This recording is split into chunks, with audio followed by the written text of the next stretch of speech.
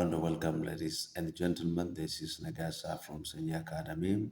Today, I came with moral and citizenship education. As you know, we have started chapter 2 about approach to ethics, and we have gone through 3 lessons, and this is the first lesson that we are going to talk about today. If you are new for this channel, please start by subscribing and liking. And if you're already family to Sanyii Academy, start to watch this video by liking, by commenting, and sharing to help other students find this lesson and access the riches that are entrapped in this academy. In addition, you can also use these social media links to get to this academy, this YouTube channel. Besides, don't forget to hit the notification bell to get notified every time new video arrives on this academy. Having said this, I just directly jump to the lesson that we are going to look at today. Today we are going to look at lesson 4, which is about strengths and weaknesses of utilitarianism. The strengths and weaknesses of utilitarianism. As you know, everything in this world has its own strengths and weaknesses because these are the nature of every creation, every issue or subject that we all experience in our daily life. The subject we study, the schools we learn in, all the organizations we lead, the person we contact, and whatever we come across have its own weak side and strong side. In the same vein, this utilitarianism has all sorts of weaknesses and strengths. So let us see first the strengths of this utilitarianism and then go to see some of the critics, some of the problems that are attached to this utilitarianism. Basically, we said utilitarianism is social hedonism that is universally supposed to be implemented on humans generally. So, what are those positive sides, positive features that we may come across to deal with utilitarianism? This is what we talk of. Utilitarianism has 3 very positive features. There are 3 main positive features of utilitarianism that scholars have appreciated in its thinking and argument it produces so as to help people understand its position in ethical decision making. The first strength is that it is a single principle, an absolute system with a potential answer for every situation. That means it has a single principle which says, do what will promote the most utility and do not do what promote the most pain. It is driven by this simple and one absolute principle guiding all the philosophy of this argument or this theoretical position. You need to depend on this principle while implementing or acting because the main emphasis is utility and avoiding pain. As we have seen last time in the lesson 3, we said that utilitarianism uh, informs or just pushes person to act to produce good effects and avoid pain. The act is measured. The rightness and wrongness of an action is measured by the effect or the product it produces, which is more interesting to many people and avoid or reduce suffering of them. This is the central thesis of this argument. Therefore, this theory suggests that it is only one principle that everyone has to focus on. So that principle is one and single. So you don't have to break it. You don't have to forget it. That is the best side. There are no numerous principles that may confuse you while acting. What you have to do is you have to do one principle, which is what will promote the most utility should be done. It is good to have a simple and action guiding principle that is applicable to every occasion, even if it may be difficult to apply because life is not simple. In our daily lives, in our moves and movement, simply, we come across several situations, conditions starting from the time of our birth to our days. Humans are not encountering the same situations and obstacles in their life. There are several and different situations that we experience even in a single day. This principle guides you in this all complex world and life system that you have to apply the principle, which is simple and also action guiding. But to what extent the effectiveness of this principle is true or genuine is another question that may export this utilitarian theory to some sort of criticism. But when looking at this strength, the preciseness or the shortness, as well as very clearness of these principle adds to the positive side of this theorem. The second strength is that utilitarianism seems to get to the substance of morality. That means it would provide at the material core. That means we should promote human or possibly animal flourishing and reduce suffering. It is something tangible uh, output that we are looking at. So the main point of this argument or this theory is to promote the social well-being or public interest and reduce their suffering or human suffering or animal suffering. Mostly, this kind of theoretical grounds have caused many theory to step out. For example, the theories animal right and others have come to the point because of such theoretical grounds. Hence, this takes us to help us sense the materiality of morality. That means producing or promoting the public good, the human good, or animals good, and reducing the suffering that may come across to that particular scenario by the action that a human is going to do. So it is helping us to come up with some substance of morality here. The first virtue that gives us clear decision procedure in arriving at our answer about what to do is this. This is a first virtue that gives us clear.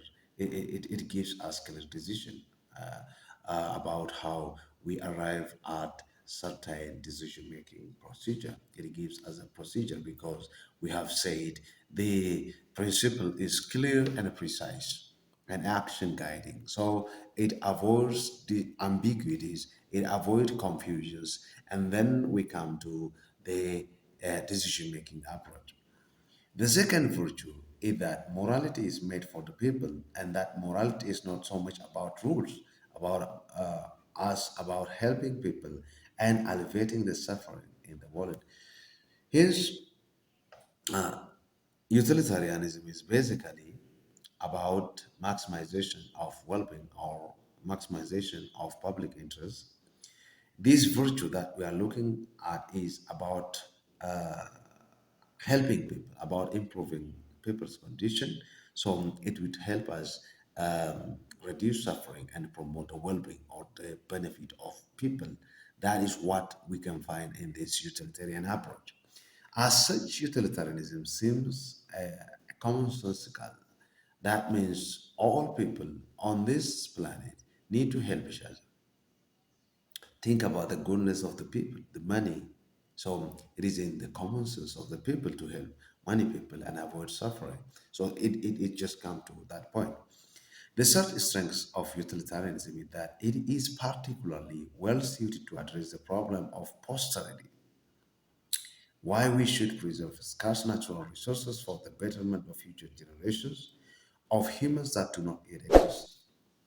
This theoretical ground forces us to think about the future generation. We don't focus on the present condition of us. This theory helps us to forecast about the possible consequences of our action that may be happen to the public or the generation to come. It forces humanity to think about the generation which comes. Then we go to just do actions such as conservation of natural resources, promotion of environmental well-being, avoidance of pollution, environmental degradation, global warming, climate change, and thinking about the future generation is what is constituted in this utilitarianism. So it is forces us to think about posterity, about people who is to come, about your children, about your grandchildren, about your country, about the future of the earth. The question is, why should I care about posterity? What has happened? Posterity ever done for me? Uh, there is some other question, some very question that we may raise here. Do I have responsibility to think about the future generation? What does this future generation has done for me? Because it is only me who is facing the greatest challenge ever met in this world. Then do I have responsibility to think about them, to care about the posterity generation to come? This is most of the time raised by ethical egoists that look after their own interests, but that does not have to hinder a person to think about the future generation. We humans are naturally programmed to think about the future, that we have to just make the better situation for the generation to come, to care for our children and grandchildren. The goals gain nothing by preserving natural resources for future generations that do not yet exist. The argument from egoists or ethical egoists and psychological egoists does not require you to preserve natural resources to maintain the situation of future generation. But at the same time, we at national and international level or global level, humans are just driving themselves to maintain sustainable development goals, which is about future generation without affecting the interests of present generation. So it is a march, it's a philosophy to maintain the interests of both generations, the present generation, without compromising the need and the situation of the coming generation.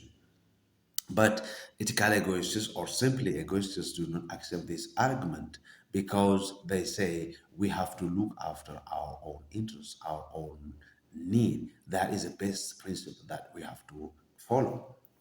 This that it can give no benefit to the egoist because utilitarians force us or just suggest we should care for the generation to come about posterities.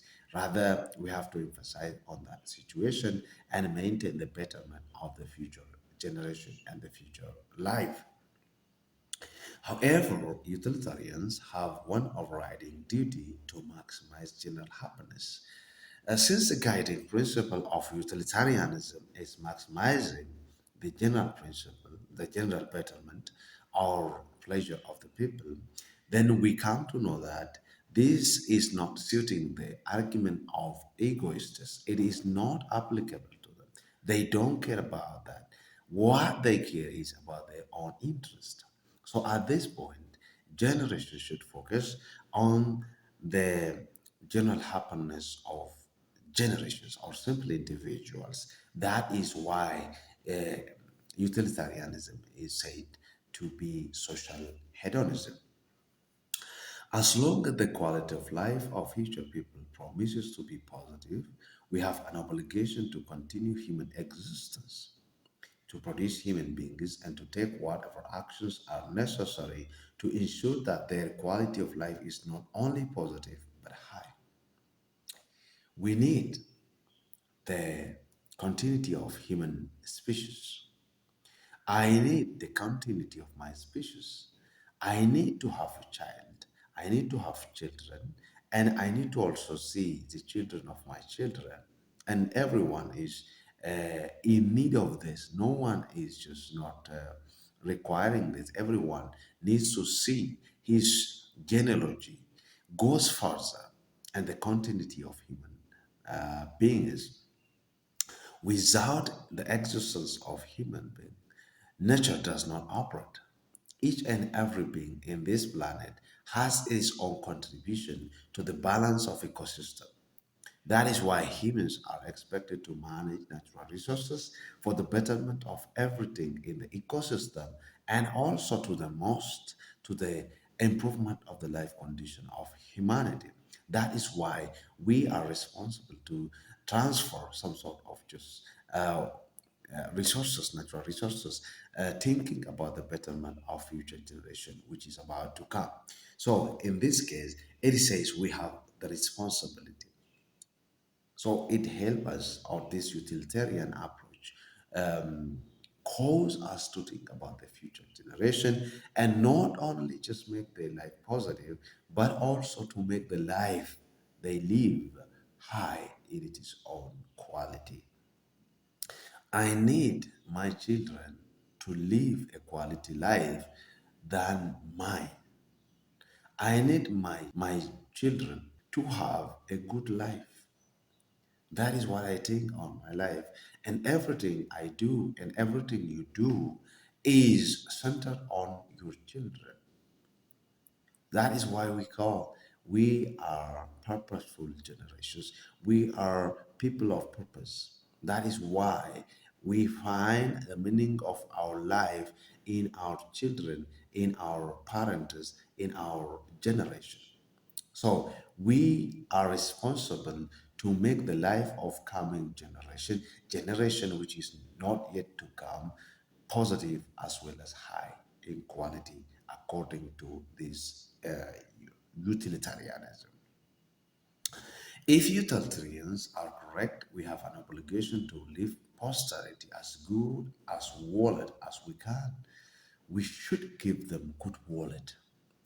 I don't have to transfer something which is not comfortable to my children.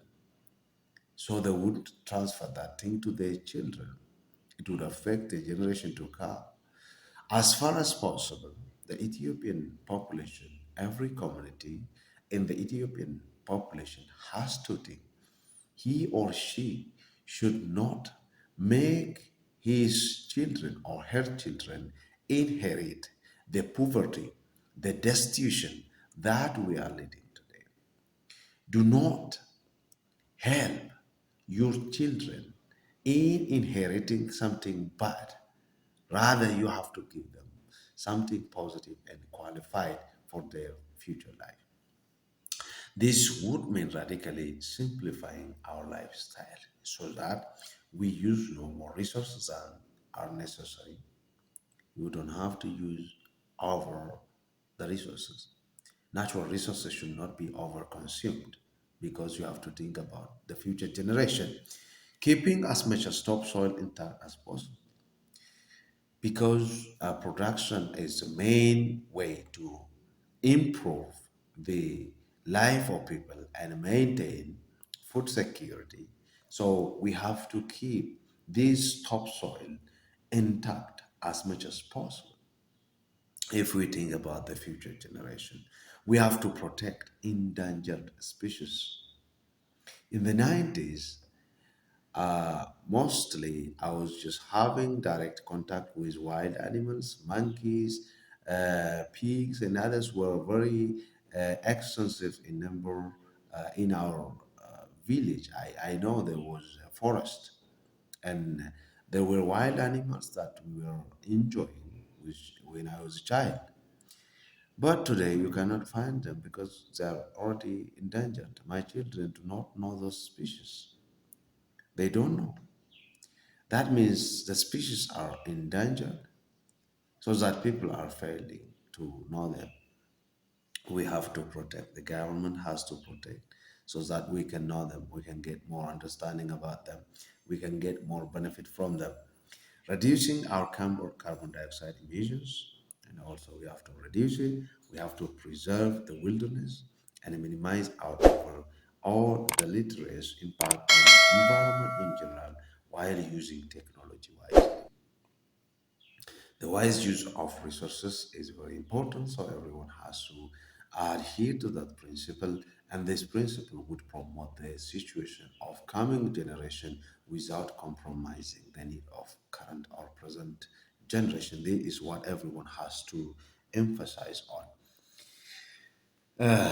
These are the strengths of utilitarianism, the good side or positive sides of utilitarianism. These are three main points we have raised.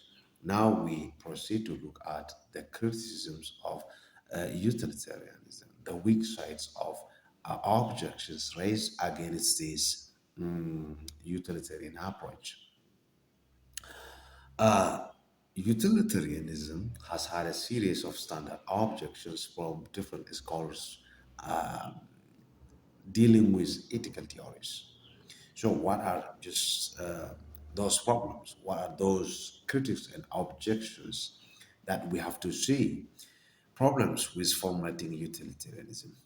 The primary problem that we may see here is the problem of its formation.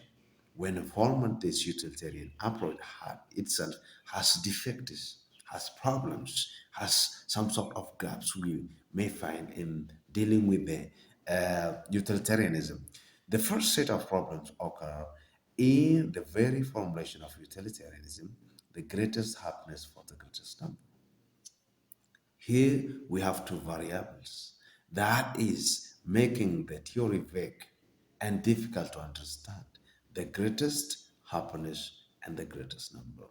Number and happiness are two variables that we find here in this theory. That means this theory focuses on two variables which are of equal importance in the making of this theory. We have two greatest things in this formula, happiness and number. So it creates confusion. Here there is a challenge of determining which of the variable to rank first in terms of conflict. As far as these variables are important in dealing with this utilitarian theory, there is a conflict between number and happiness. Which one should take precedence? Which one should take first priority? Should we focus on happiness or the number? So, in terms of conflict, if these two variables clashes or conflict with each other, which one should be addressed first, the number or the happiness? So, in its formation, there is a problem with this utilitarian approach. So, should we worry more about total happiness or about the highest average or number of that happiness? This is what we come across, the challenge we face when dealing with this theory. The other one is a comparative consequence of objection. Comparatively, there are a consequence of objection. Another problem with it is that it seems to require a superhuman ability to look into the future and survey an array of consequences of action that we are talking about future generation, the betterment of future generation. So to know about the situation of that future generation, what will happen in the future, we need to have superhuman ability, the ability to think more than the average person, more than the normal person could think. Normal human or a person who has ability, normal ability to think, does not know about looking into the future and also the consequence of your action in the future. You need to have the ability of projecting about the future, and that ability should not be as normal as normal person.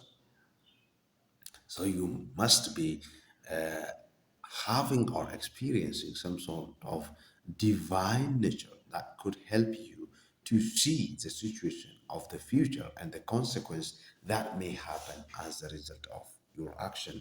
This is something very difficult to know. The other thing we need to raise here is the consistency objection to rule utilitarianism.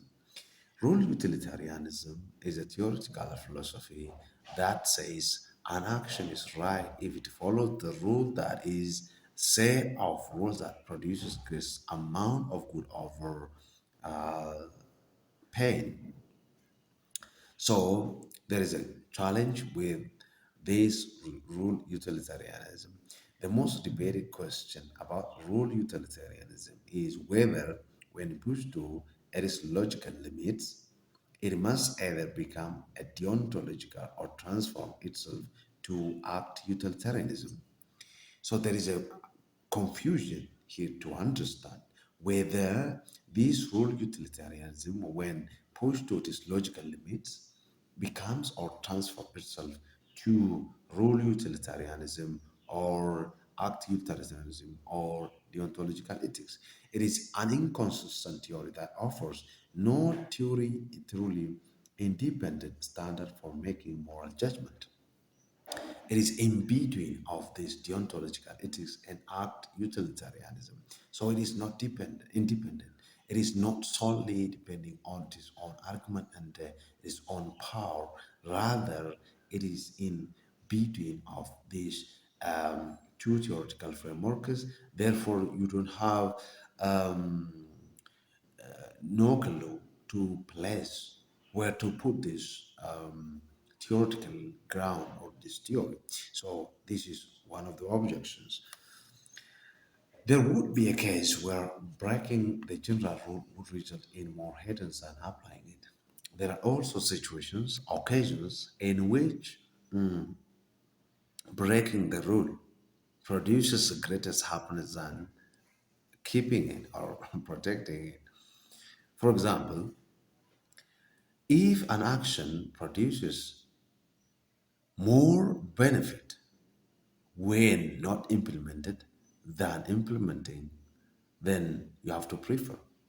For example, if lying produces the greatest happiness for you and for the people than not lying, then where does the rule utilitarianism place itself? Where there is the rule which says never lie.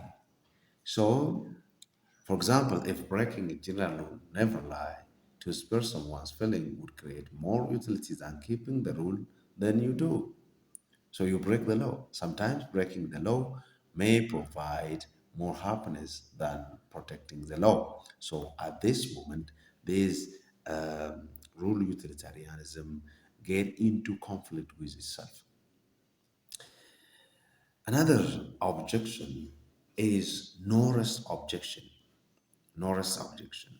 According to utilitarianism, one should always do, don't forget, the act that promises to promote the most utility. But there is usually an infinite set of possibilities or possible actors to choose from. So there are more actions that come next to the action you prefer to do. For example, if studying your BA degree gives you much pleasure, then you go to master's degree, PhD degree, and so on. There are so many good opportunities, so you don't have rest and break to unfollow this utilitarian approach. So usually you pursue what would promote your utility.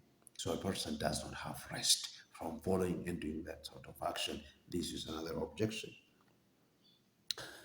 Another objection point is this publicity objection. It is usually taught that moral principles must be known to all so that all may freely obey the principles. Everyone should obey the moral laws. that everyone or society has. So, but utilitarians usually hesitate to recommend that everyone acts as utilitarian, especially act-utilitarians do not allow or do not recommend everybody to act as them or as they. It takes a great deal of deliberation to work out the likely consequence of alternative course of action. When implementing and acting this, you have to take a great deal of deliberation, discussion, and to work out the likely consequence of to bring about the likely consequence of your action. It would be better if most people acted simply as deontologists. If you go to talk about this, if you just focus on this, it would be better to follow the deontological ethical theory and principles because you have to take some sort of deliberations and talk. Thus, utilitarianism seems to contradict our requirement for publicity. It does not fit to the principle of publicity. It does not make every principle the public principle. Rather, certain group of society or people follows to do that principle. So it lacks publicity. It does not recommend everyone to abide itself by the principle they call as maximize the greatest utility and avoid the pain. So these are some of the defect. The problem of publicity is also there. It is not public principle that utilitarianism follows. That means it does not recommend everyone to act according to that principle. There is also relativism objection. Sometimes people accuse rule utilitarianism of being relativistic because it seems to endorse different rules in different societies. There is a relativism. That means there are different rules that are set in different societies. Also, although this rule utilitarianism recommends us to follow the rule which is supposed to produce the greatest amount of pleasure, the greatest quality of pleasure, then here it is objecting and contradicting itself by presenting the rule which is different in different societies. In one society, it may uphold polygamy, whereas in our society, it defends monogamy. You know what polygamy is and monogamy is. Polygamy is when a man has several wives, and monogamy is when a person or a husband has one wife. So in this society, some society accept the rule which says you can have more wives. For example, Islamic law says a man can have four wives if he can justly deal with them. When you come to Christian society argue that a man is not allowed to have more than one wife, so he or she should not be polygamous. Here there is a difference. In this case, if you see these laws are relative, then it becomes difficult for rule utilitarianism to apply the same principle that it advocates. So, this rule utilitarianism is relativist. So, if it is relativist, it is power of implementation and purpose is not that much convincing for a person to enjoy. Another example that we can raise here is in a desert society, it upholds a rule don't waste water because the availability of water in the desert society is not that much extensive. So it recommends and forces them to apply the rule which say don't waste. Whereas in a community where water is plentiful, no such rule exists. This is the relativist approach of utilitarianism, rule utilitarianism, where criticisms can be hurled, can be thrown to it. So it exposes itself to critics from the relativism approach. This is why scholars object or refuse to acknowledge rule utilitarianism.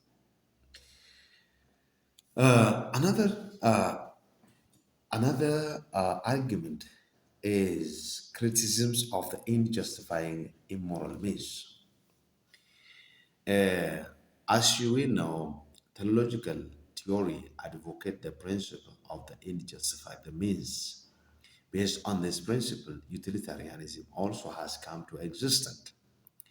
So the grave criticisms of utilitarianism is that it ends might justify immoral means.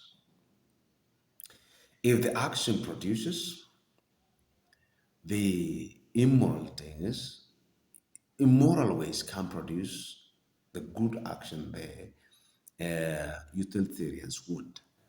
There are many shameful things that we can do in the name of maximizing general happiness. There are many ways that we use to produce something that produces maximum general happiness, or something that produces the greatest good amount or quality of happiness for the people. Maybe we can use deceit, providing false information so as to achieve that end, torture, just beating or doing something. For example, uh, killing someone of torture to provide general happiness, slavery, even killing of ethnic minorities. So this may be used as a means to produce the greatest or general happiness, but these are shameful ways. Immoral ways cannot produce moral product from general common sense understanding.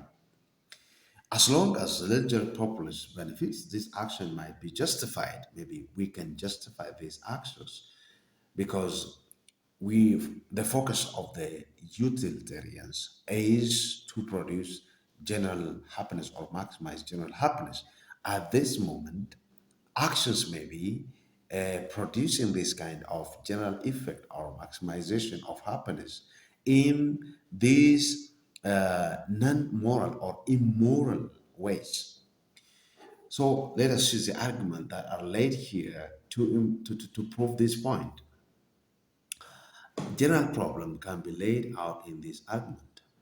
Argument number one, if a moral theory justifies actions that we universally deem impermissible, then that moral theory must be rejected. If a moral theory, justifies actions that are universally impermissible, not permitted, then that theory has to be rejected because those actions are not universally um, permitted. For example, uh, killing of ethnic minority is not universally um, permitted. But if that theory recommends us to eliminate ethnic minority, then we have to reject the theory. The second argument is utilitarianism justifies actions that we universally deem impermissible. If killing ethnic minority produces maximum benefit for the population or for the populace, then you have to do it. So utilitarianism recommends us to or justifies actions that are universally impermissible. Therefore, utilitarianism must be rejected. Based on these two arguments, we conclude that we have to reject utilitarianism. This is the way to prove critics that is drawn against this the end justify means. So there is a situation in which the end justifies immoral means. Another point of objection to this utilitarianism is the lying objection. William D. Ross argued that utilitarianism should be rejected because it leads to counterintuitive endorsement of lying when it serves the greatest good. It also uh, counterintuitive endorsement. That means it object against it is equal. The utilitarian must maintain that the two actors are of equal value. There may be a situation in which two actors are of equal in producing the effect we wanted. This seems implausible. Truth seems to be an intrinsically good thing. We say intrinsically something that is true is important, and also everyone choose to follow it. If two actions or two issues are of equal amount and producing the same effect, then which action should we choose? The right one or the wrong one? The true one or the false one? What is so important about truth telling or so bad about lying? Therefore, if that of equal, then what is important about truth telling or so bad about lying? If it turned out that lying really promoted human welfare, we have to accept. But generally, we know lying does not promote the welfare of the people or human. Rather, the truth promote the welfare of the public. So there is a line in utilitarian approach. Our happiness is tied up with the need for reliable information, truth. We always, as human, believe and are happy to hear what is the truth on how to achieve our end. So truthfulness will be a member of the rule utility set. It should be like that. When lying will clearly promote utility without undermining the general adherence to the rule, we simply ought to lie. So there is an objection here. There is an objection and contradiction between following these two ways. The other one is justice of objection. The utilitarian response was that we should reconsider whether truth-telling and personal integrity are values that should never be compromised. So we have to make sure that whether this thing should not be compromised. The situation is intensified when we consider standards of justice that most of us think should imagine. For example, we have to imagine this. Imagine that you are a utilitarian physician who has five patients. I hope this example could justify the justice objection approach. Imagine that you are a utilitarian physician who has five patients under your care. One needs a hair transplant. One of your patients needs hair transplant. One needs two lungs. There's two sections of lungs. One needs a liver transplant, and the last two each need a kidney, one kidney. Now into your office comes a healthy bachelor needing an immunization.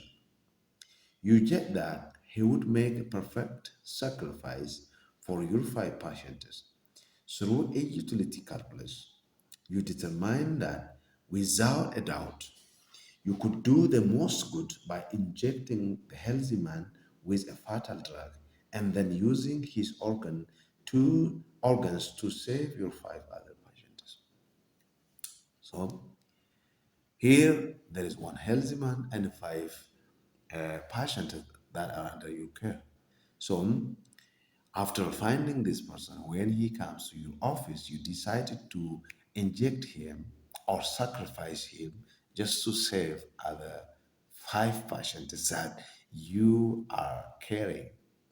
So here, can we say justice is done if this person does this thing?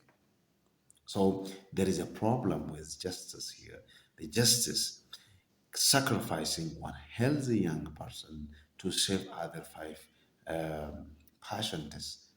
Justice is not done according to this principle. So the objection is for that.